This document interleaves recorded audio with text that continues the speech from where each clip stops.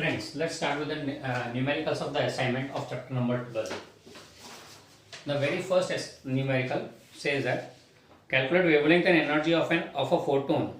Calculate wavelength and energy in electron volt of photon emitted when electron makes a transition from third excited state to ground state in hydrogen atom.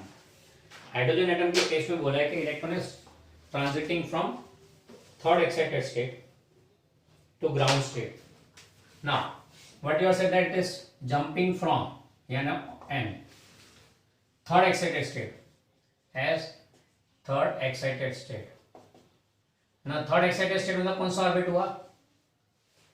third excited state मतलब कौन सा orbit? तो we know that nth orbit is n minus 1th excited state. nth orbit is n minus 1th excited state. तो फिर nth excited state के बारे में क्या बोलेंगे? nth excited state बोला other way round. nth excited state के बारे में क्या बोलेंगे? It is n plus 1th orbit. बराबर है. ये हमने थियरी में देखा था, ये पार्ट थियरी में देखा तो उसके ऊपर से बोल सकते हैं. तो यहाँ पे थर्ड एक्साइटेड स्टेट है तो साइन क्या आएगा 4. And jumping to ground state. Ground state बोले तो ऑर्बिट नंबर 1. तो electron is transiting from fourth orbit to first orbit. Okay.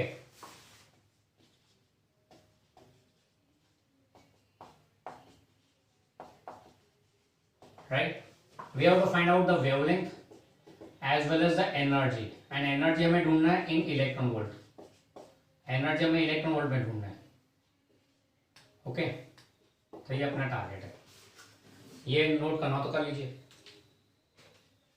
Okay, ना शुरू करते हैं. फॉर्मूला तो लैम्बडा का फिक्स है, Rydberg's formula 1/λ equal to r into 1/m square minus 1/n square. Putting up the values, so r into 1 jumping to first orbit from fourth orbit. So this will be r into 1 minus 1 by 16, and that will be 15 by 16. r into 15 by 16. So therefore, lambda will be equal to 16/15r. We have the value of r as 1.097 into 10⁷. इसको simplify करो तो आपको answer metre में मिलेगा. It be somewhat like this 0.972 into 10⁻⁻7. ये आएगा answer 0.972 into 10⁻⁻7 metre आएगा. जिसको एंगस्ट्रॉम में कन्वर्ट कर दो, 3 मिनट दे दो यहाँ पे, तो 972 एंगस्ट्रॉम हो जाएगा. तो the final answer would be 972 angstrom. Nanometre में लेना हो तो नैनोमीटर में भी ले सकते हो. Okay, it will be 97.2 nanometer. This will be 97.2 nanometer as a case you want to. फिर दूसरा कोई एनर्जी, तो एनर्जी इज HF और HC अपॉन लैम्बडा. यानी कि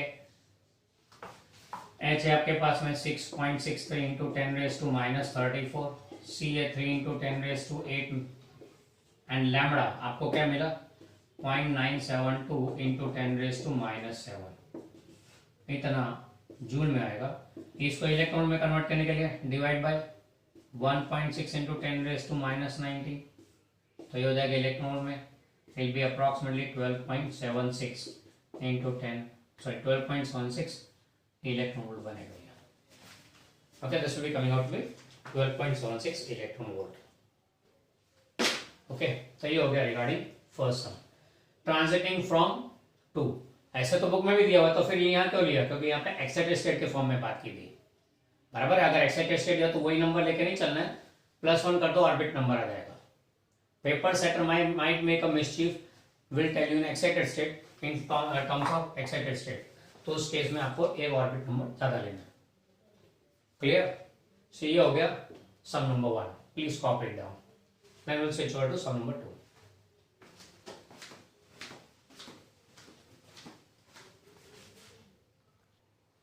चलो फिर चलते हैं सम नंबर 2 की तरफ. सम नंबर 2 में बोला हुआ है the H alpha line in बामर series of hydrogen wave has wavelength of 6563 angstrom. From this calculate the wavelength of first line of Lyman series. Lyman ना यहाँ पे क्या बोला है? For बामर series H alpha line बामर series के H alpha line के लिए, बामर series है तो जंपिंग टू ऑर्बिट नंबर 2 है, फ्रॉम फर्स्ट लाइन है ना तो 3, एंड लैम्बडा आपको दे दिया ऑलरेडी 6563 एंगस्ट्रॉम, बराबर। दूसरा आपको बोला Lyman series, for Lyman series first line of Lyman series, यानी जिसको हम लोग लाइमैन अल्फा बोलते हैं। तो लाइमैन सीरीज के लिए m इक्वल टू 1 होता है and first line is line equal to 2, lambda 2 ढूंढने का ना। वैसे देखा जाए तो डायरेक्टली यहाँ सब हो जाता। अच्छा देखो यहाँ पे क्या बनेगा, रेडबर्ग फॉर्मूला लेते हैं तो 1 upon lambda equal to r into 1 upon m square minus 1 upon n square, तो ये हो जाएगा 1 upon lambda 1 equal to r into 1 upon 2 square minus 1 upon 3 square, यानी कि r into 1/4 minus 1/9 and this is nothing but 5r/36। ये 1 by lambda 1 हो गया, तो therefore lambda 1 will be equal to 36 upon 5r, बराबर है। अब यहाँ पे क्या बनेगा, according to Rydberg formula 1 upon lambda equal to r into 1 upon m square minus 1 upon n square, putting up the value, so 1 upon lambda 2 will be equal to r into 1 upon jumping to first orbit minus from second orbit, so r into 1 minus 1 by 4, so this will be 3r by 4, 1 upon lambda 2, so therefore lambda 2 will be equal to 4 by 3r.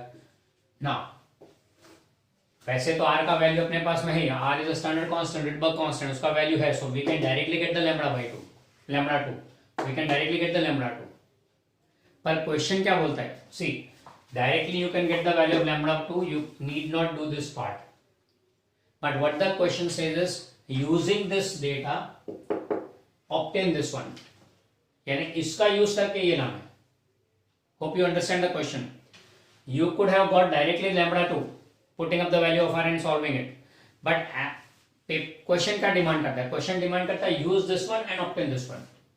तो क्या करेंगे, दोनों का ratio ले लो, ये equation 1 बोल दो, इसको इक्वेशन नंबर 2 बोल दो, 2 divide by 1 lambda 2 by lambda 1 will be equal to lambda 2 is 4 by 3r and lambda 1 is 36 by 5r, तो 36 बाय 5r, एंड इसको सिंप्लीफाई करोगे तो this will come out to be 5 by 27, therefore lambda 2 will be equal to 5 upon 27, lambda 1 that is 5 upon 27 into 6563, and this comes out to be 1215 angstrom.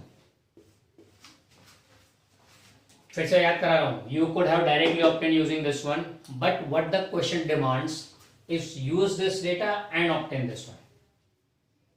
तो as per the demand of the question you have to answer. आपका knowledge बिल्कुल सही है, you can do this way, पर question में ये नहीं मांगा है, so read the question carefully, accordingly you have to solve. No doubt जेडबल कॉम्पिटिटिव एग्जाम में तो नॉर्मली ये सब डायरेक्ट करना होता है, एमसीक्यू होता है, आपको सीधा आंसर ही लिखना है, तो उसमें तो it doesn't matter, but if you are writing a state board paper you need to show the steps, इसलिए as per the question you have to answer. You can have a shortcut, but question बोलता है इसको use करो और obtain करो, तो फिर आपको वही करना है। Okay, I hope you got my point. Okay, note कर लीजिए सम नंबर 2, फिर चलते हैं सम नंबर 3 की तरफ।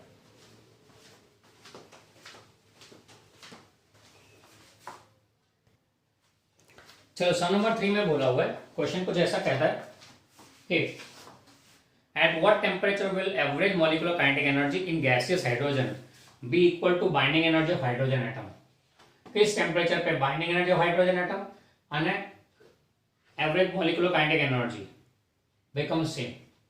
बोल्ट्जमैन कांस्टेंट का वैल्यू आपको दिया हुआ है एज अ डेटा। ना we know that for hydrogen atom we know that binding energy is minus 13.6 electron volt, ये स्टैंडर्ड, तो एक ही प्रोटॉन एक ही इलेक्ट्रॉन है।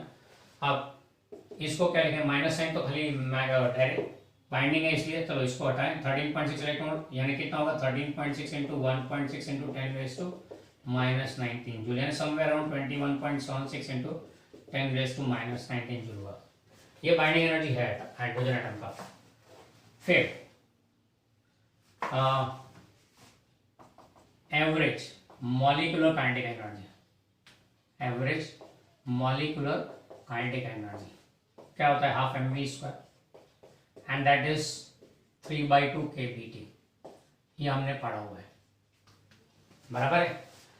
Now as binding energy same as this one, as binding energy is equal to average kinetic energy, बराबर है। कहाँ ये question में दिया हुआ है, गिवन।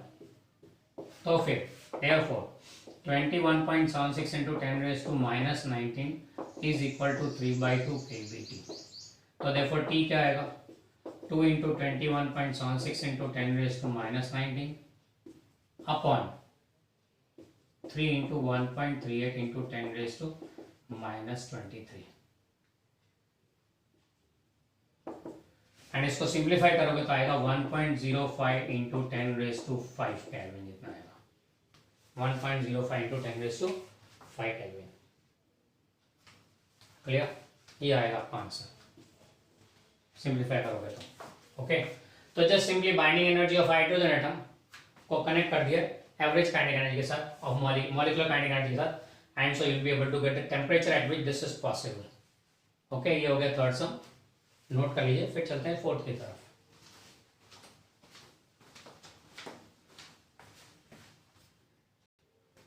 चलो फोर्थ सम में चलते हैं। फोर्थ सम में बोला है कि find the energy required, find calculate the energy required to remove an electron from helium ion.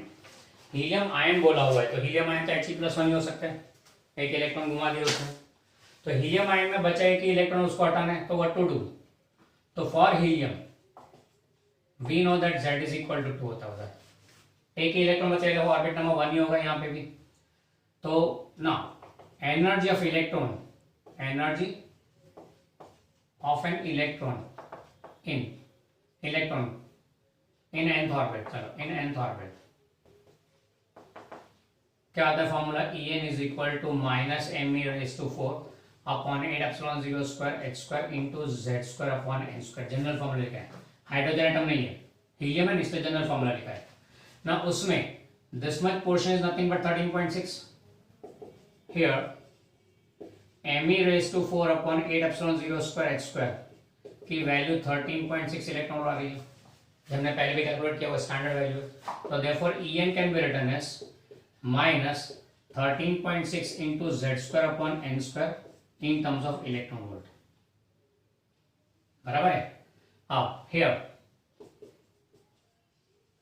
z is equal to 2 for helium and n equal to 1 लेना है, क्योंकि उसमें तो फर्स्ट ऑर्बिट होगा। तो therefore what you get, therefore En will be equal to minus 13.6 into 2 का square upon 1 का square, so that makes 4 times। so अगर इसको 4 टाइम्स करो minus 13.6 into 4, so this comes out to be minus 54.4 electron volt. Okay, ये answer आएगा 54.4 electron volt, यानी इतनी energy है इलेक्ट्रॉन की in the nth orbit of helium. So to remove, thus to remove an electron from helium ion 54.4 electron volt energy will be required. इतनी एनर्जी इसे, क्योंकि इतनी एनर्जी बंधा हुआ है ना, नेगेटिव मतलब क्या हुआ, बाइंडिंग एनर्जी है, तो इतनी एनर्जी बाउंड है, तो उसको हटाना हो तो इतनी एनर्जी दे दो, रिजल्टेंट 0 हो जाएगा and it will go out. Okay, तो this much energy is required to remove an electron from helium ion. ये हो गया sum number 4, please note it down.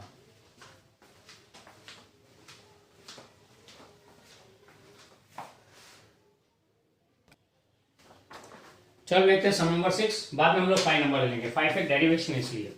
6 में बोला है calculate principal quantum number for which radius of orbit of electron in beryllium +3 would be equal to that of ground state of electron in a hydrogen atom. Also compare energy of the two states. Question में बोला है कि hydrogen atom का electron ground state में, hydrogen atom में ground state of electron, उसमें जो radius orbit आता है वही रेडियस ऑर्बिट बेरिलियम में कौन से क्वांटम नंबर का आएगा। ओके, वही रेडियस ऑर्बिट बेरिलियम में कौन से क्वांटम नंबर का आएगा ना। for hydrogen atom, for beryllium ion, ना हाइड्रोजन के लिए z इज इक्वल टू 1 है, बेरिलियम के लिए z इक्वल टू नहीं 2 नहीं, hydrogen helium lithium and beryllium यानी 4। ओके, इसका ऑर्बिट नंबर 1 क्यों? क्योंकि ग्राउंड स्टेट बोला हुआ है, ग्राउंड स्टेट बोला है इसलिए। इसका ऑर्बिट नंबर ढूंढना है, दोनों का रेडियस सेम है r1, इसका रेडियस r1 बोल दो तो इसका radius r2, r1 equal to r2 हुए तो n2 equal to how much? ना formula for radius of nth orbit n square h square epsilon 0 upon pi z square m। So therefore we can say that r square is proportional to n square by z.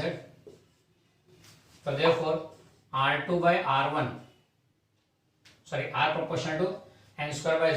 Therefore r2 by r1 will be equal to n2 square by n1 square या n2 by n1 whole square into z1 by z2. Z inverse लिया और n direct लिया। Putting up the values, ये तो 1 हो गया, right side पे तो 1 is equal to n2 by n1, n2 ढूंढना है अपॉन n1 इज 1 का square into z1 is 1 and ये नीचे 4, z2 इज 4। तो what you get is therefore n2 square is equal to 4, तो n2 will be equal to 2। तो therefore second orbit of beryllium will have energy radius same as that of first orbit of hydrogen atom। Beryllium का second orbit का radius और hydrogen के first orbit का radius दोनों same होगा, z ज्यादा है ना इसलिए। चलो फिर एनर्जी कंपेयर करनी है, second part energy E1 by E2, यानी दोनों का कंपैरिजन करना है, एनर्जी का कैसा है relation. Let's say E2 by E1 कैसे क्या है वो ढूंढते हैं ना। Energy E is equal to minus m e raised to 4 upon 8 epsilon 0 square h square into z square by n square। z अलग है ना इसलिए z को इन्वॉल्व करना पड़ेगा। ओके, तो therefore we can say E proportional to z square by n square। तो therefore E2 by E1 will be equal to z2 by z1 whole square into n1 by n2 whole square, n inverse है ना। Putting up the values, z2 is 4, z1 is 1 into n1 is 1, n2 is 2, 16 by 4 तो ये 4 हो गया। तो therefore E2 is equal to 4 times E1, यानी कि energy of beryllium ion is 4 times energy of hydrogen atom, 4 times energy. तो comparison हो गया ना। तो कंपैरिजन के लिए हम क्या करते हैं, रेशियो ढूंढते हैं and we can write it this way कि energy of beryllium is 4 times energy of hydrogen atom. तो दोनों की एनर्जी भी कंपेयर हो गई। क्लियर, ये हो गया सम नंबर 6। फिर चलते हैं सम नंबर 5 की तरफ, ये नोट कर लें प्लीज।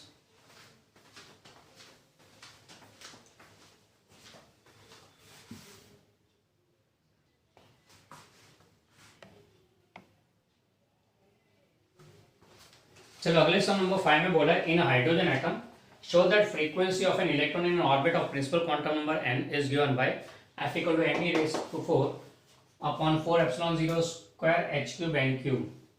पहला पार्ट ये प्रूव कर लेते हैं, फिर बाद में सेकंड पार्ट लेते हैं। इलेक्ट्रॉन रिवॉल्व हो रहा है nth ऑर्बिट में, तो उसकी फ्रीक्वेंसी का फॉर्मूला ये आएगा, ये प्रूव करना है। तो चलो शुरू करते हैं। According to Bohr atom model postulate number 1, MVR angular momentum is equal to NH upon 2 pi, ये तो हमें मालूम है।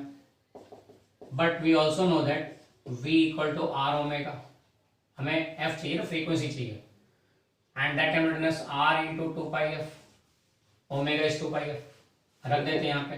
तो therefore M into R into 2 pi F into एक और R स्क्वायर हो गया, so that is NH upon 2 pi. Okay, अच्छा हमें फ्रीक्वेंसी एफ चाहिए, तो F can be written as NH upon 2 pi है और एक 2 पाई आया 4 पाई स्क्वायर, फिर आर स्क्वायर भी आ जाएगा नीचे और m आ जाएगा m इंटू आर स्क्वायर बराबर है। ये तो हो गया फ्रीक्वेंसी का फॉर्मूला, पर रेडियस के टर्म्स में हो गया, हमें n के टर्म्स में चाहिए। तो let's say but radius r is equal to, radius का फॉर्मूला क्या था, n square h square epsilon 0 upon pi z square m, नीचे स्क्वायर करके रखना है। So this will be, therefore frequency f will be equal to पहले NH upon 4 pi square M कर देते साइड में।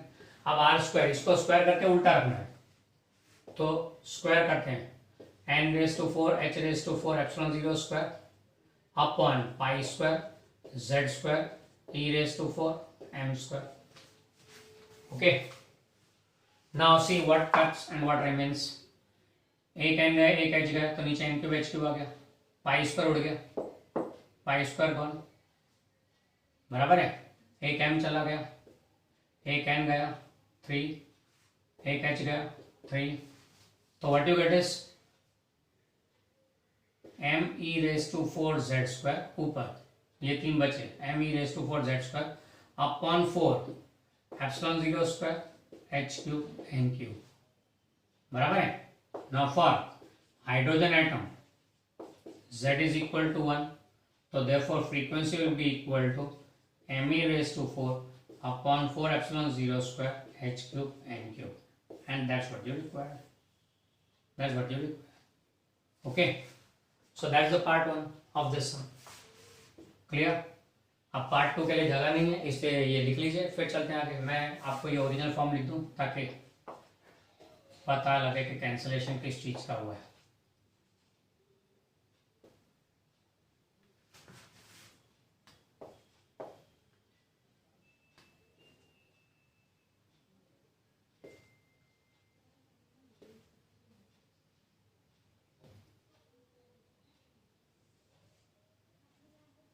Okay, now that's all, copy कर लीजिए। चलो फिर पार्ट, इसका सेकंड पार्ट ले रहे हैं। चलिए नेक्स्ट पार्ट में क्या बोला हुआ है कि when an electron transits from N orbit level orbit n+1 to nth orbit, also prove that for large transition, large values of quantum number, just a moment, also prove that for large values of quantum number n, radiation emitted in transition from level n+1 to level n has the same frequency. Herzberg constant का formula जो दिया है वो लेना है। अच्छा, अब situation का, ये तो पहले फॉर्मूला क्या लिया था, electron revolving in nth orbit, electron revolving in nth orbit, तो फ्रीक्वेंसी का फॉर्मूला था। अब बोला electron transiting from n+1 level to n level, electron transiting from level n+1 to n, यहां से यहां इलेक्ट्रॉन ने जंप किया, तो जो रेडिएशन एमिट हुआ उस रेडिएशन की फ्रीक्वेंसी, इस रेडिएशन की फ्रीक्वेंसी ये प्रूव करना है। अब ये ट्रांजिशन का मामला है, तो for transition of electron, for transition of electron what we write is, और भी कौन सा ऑर्बिट से, from n+1 orbit to nth orbit, क्या लिखेंगे, तो रैडबर्ग्स फॉर्मूला क्या बोलता है, 1/λ = r × 1 jumping to nth orbit from n+1 orbit, n+1 से n पे जंप करना है। अब इसको सिंप्लीफाई करना है, तो यहाँ पे n कॉमन निकालते हैं ब्रैकेट में से, n को कॉमन निकालते हैं तो बाहर n² आ जाएगा, एंड वो 1/n² कॉमन निकल जाएगा, that's r/n² common, 1/n² common निकालते हैं, 1 - 1/, यहाँ से n कॉमन निकला, इसमें से n निकल गया, इसमें नहीं था तो 1/n हो गया। Okay, further this can be written as 1/n² into 1 minus, इसको लिखेंगे 1 + 1/n⁻²। अब ये सेकेंड टर्म में बाइनोमियल इक्वेशन अप्लाई करते हैं, यूजिंग बाइनोमियल एक्सपेंशन कर लेते हैं, तो फिर यहाँ पे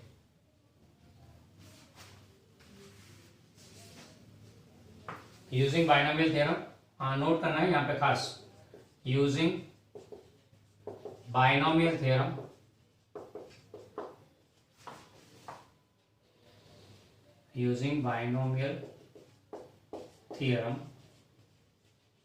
and neglecting higher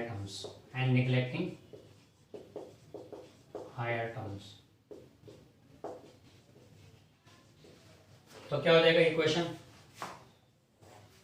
1/λ will be equal to r/n², 1 minus, अब बाइनोमियल थ्योरम का एक्सपेंशन क्या बोलता है, ये पावर सेकंड टर्म में मल्टीप्लाई हो जाएगा, we are neglecting higher terms, तो दिस विल बी 1 - ये -2 यहाँ मल्टीप्लाई करेगा ना, तो -2/n हो गया, +1/n था, उसके लिए -2/n हो गया। ओके, दैट्स बाइनोमियल का यूज किया हमने। So now simplifying r/n² into 1 - 1 + 2/n, so this will be 2r/n³। ये लैम्बडा आया, बराबर है। अब इसको थोड़ा और सिंप्लीफाई, हमको फ्रीक्वेंसी चाहिए, as c equal to f lambda for radiation, therefore f will be equal to c/λ, so therefore f will be equal to c/λ, and 1/λ is 2r/n³, that is c into 2r/n³। Okay, ये हो गया। there that is 2c upon n³ एक side पर रखा, r की formula रखते हैं me⁴/8ε02 h³c, ये फॉर्मूला r की है, r को सब्स्टिट्यूट किया। अब सिंप्लीफाई करते तो c कैंसिल हो गया, 2 गए यहाँ पे 4 आ गया, what you get is me⁴/4ε02 h³ n³, and that is what you wanted, hence the proof। Clear? तो ये हो गया सेकेंड पार्ट। अब यहाँ पे क्या देखने को मिला कि अगर इलेक्ट्रॉन nth ऑर्बिट में रिवॉल्व हो रहा है तो उसकी फ्रीक्वेंसी का जो फॉर्मूला है वही फॉर्मूला n+1 से n पे जंप करे तो जो रेडिएशन एमिट होगी उसकी फ्रीक्वेंसी का है। तो frequency of radiation emitted when electron transits from n+1 to n is same as that in the nth orbit. Okay, ये यहाँ पे कहने का मतलब है इसका। Okay, and that completes the assignment of atom. Atom topic के अंदर अब इससे ज्यादा पेचीदा सम्स नहीं है, there are few more, but we are not to go on that level. हमारे स्टेट बोर्ड की तैयारी के लिए इतना सफिशिएंट है, क्योंकि ऑलमोस्ट सारे फॉर्मूला को हमने ट्विस्ट एंड टर्न कर दिया। ओके, इसे नोट कर लीजिए।